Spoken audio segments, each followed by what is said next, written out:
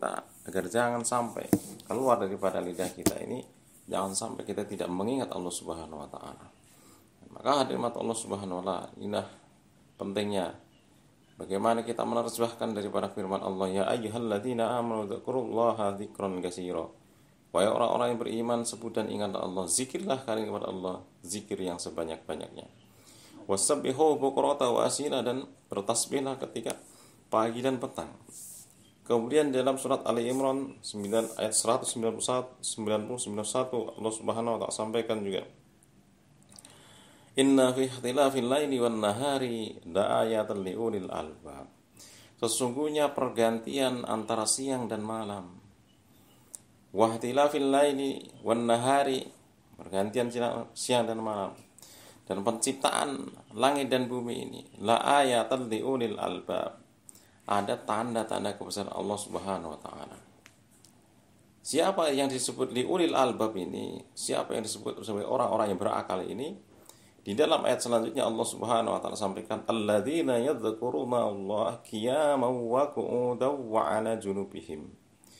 Yaitu orang-orang yang senantiasa mengingat Allah atau berzikir kepada Allah qiyama, ketika dia berdiri, wa qu'udan, dan ketika dia duduk, wa junubihim, dan ketika dia berbaring.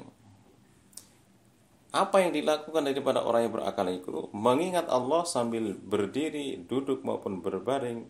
Kemudian apalagi? Tidak cukup hanya itu. Wa yattafakkaruna fi khalqis samawati wal ardh. Dan dia senantiasa memikirkan tentang penciptaan langit dan bumi, memikirkan tentang ciptaan-ciptaan Allah, memikirkan tentang kebesaran-kebesaran Allah Subhanahu wa taala. Inilah maka hadirin Allah Subhanahu wa taala disebut sebagai orang yang berakal. Orang yang berakal tadi adalah orang yang senantiasa mengingat Allah atau berzikir kepada Allah Subhanahu wa taala dikala dia berdiri, dikala duduk maupun dikala berbaring, dan senantiasa memikirkan tentang penciptaan Allah, memikirkan tentang kebesaran-kebesaran Allah Subhanahu wa taala. Dan ketika pikiran kita mencapai atau mentok terhadap sesuatu daripada yang Allah ciptakan, maka hati kita akan berkata, Rabbana ma khalaqta hadza batila subhanaka faqina adzabannar. Rabbana ma khalaqta hadza batila, wahai Tuhan kami, sungguh Engkau yang semua ciptakan ini tidak ada yang sia-sia. Subhanaka, maha suci Engkau ya Allah, faqina adzabannar, dan jauhkan kami dari siksa api neraka. Nah, maka hadirin mata Allah Subhanahu wa taala, inilah pentingnya bagaimana kita senantiasa membuat hati kita ini senantiasa berzikir kepada Allah Subhanahu wa taala. Hidupkan hati kita ini dengan berzikir kepada Allah Subhanahu wa taala. Dalam satu mafhum hadis yang lain Rasulullah sampaikan, orang yang berzikir dengan yang tidak berzikir ini ibarat orang yang hidup dengan orang yang mati. Maka hadirin mulia, insyaallah kita bacakan berapa fadilah-fadilah zikir yang tersusun dalam kitab Fadail Zikir, dalam kitab Fadail Amal yang merupakan hadis yang ketujuh. Bismillahirrahmanirrahim. Ngan Mu'adz bin Jabal radhiyallahu anhu qala Rasulullah sallallahu alaihi wasallam, laisa yatahassaru ahlul jannati illa ala sa'atin marrat bihim lam yadhkurullaha ta'ala fiha. Seulangnya an Mu'adz bin Jabal radhiyallahu anhu qala Rasulullah sallallahu alaihi wasallam, laisa yatahassaru ahlul jannati illa ala sa'atin marrat bihim lam yadhkurullaha ta'ala fiha. Diriwayatkan dari Mu'adz bin Jabal radhiyallahu anhu, Rasulullah sallallahu alaihi wasallam bersabda, ahli surga tidak akan menyesali apapun. Ahli surga tidak akan menyesali apapun, segala sesuatu di dunia, kecuali waktu yang mereka lalui tanpa zikrullah di dalamnya. Hadis riwayat Tabrani dan Baihaqi.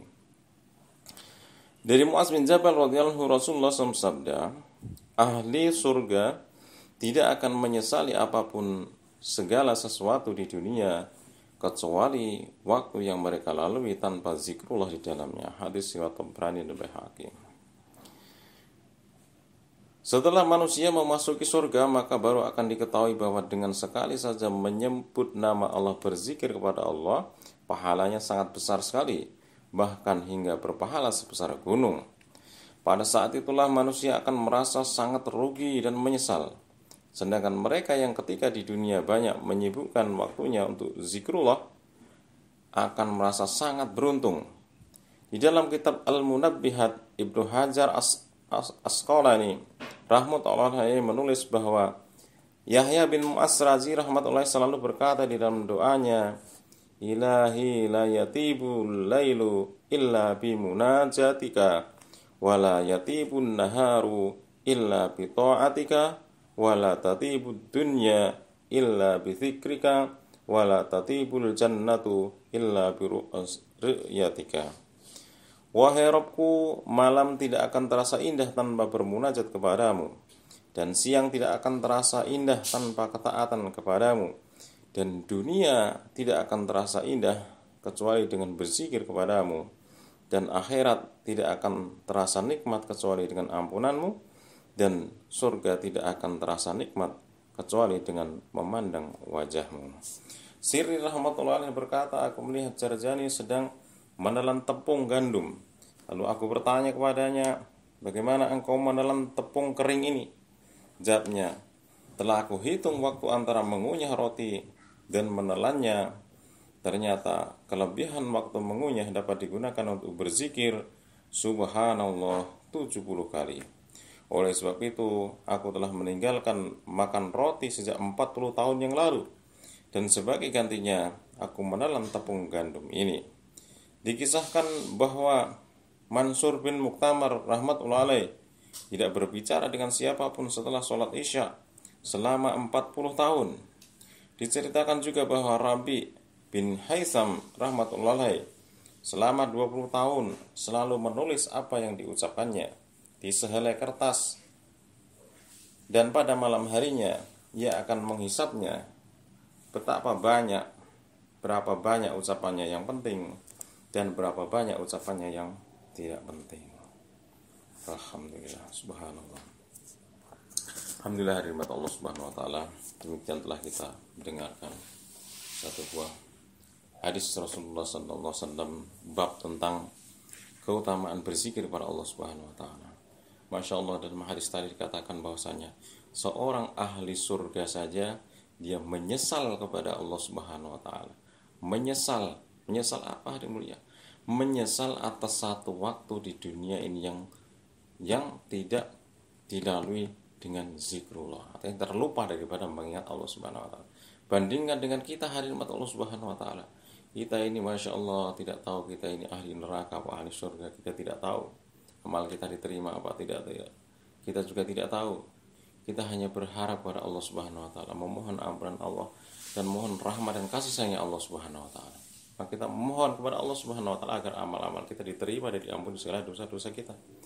Namun hadis ini hadir mata Allah subhanahu wa ta'ala menjadikan satu pelajaran bagi kita semuanya, bahwasanya seorang ahli surga saja menyesal ada satu waktu yang dilalui dunia dan berzikir kepada Allah. Namun bagaimana dengan kita? Masya Allah, kita ini lebih banyak lalai daripada kepada Allah subhanahu wa ta'ala. Lalai mengingat Allah subhanahu wa ta'ala, lalai mengingat daripada nikmat-nikmat Allah subhanahu wa ta'ala.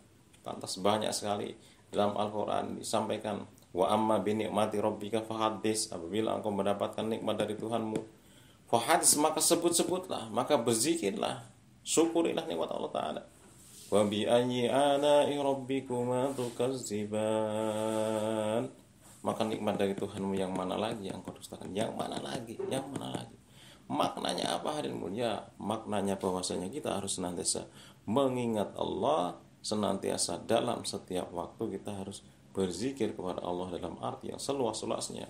Karena seorang ahli surga pun nanti di akhirat ini akan menyesal karena satu waktu yang digunakan di dunia ini lalai daripada mengingat Allah subhanahu wa ta'ala. Ada satu waktu yang tidak dilalui dengan berzikir kepada Allah subhanahu wa ta'ala. Maka hadirat Allah subhanahu wa ta'ala, demikian, semoga Apa yang sudah kita baca, kita dengan insya Allah dapat sama-sama kita amalkan. Kita memohon petunjuk dan hidayah dari Allah Subhanahu wa Ta'ala.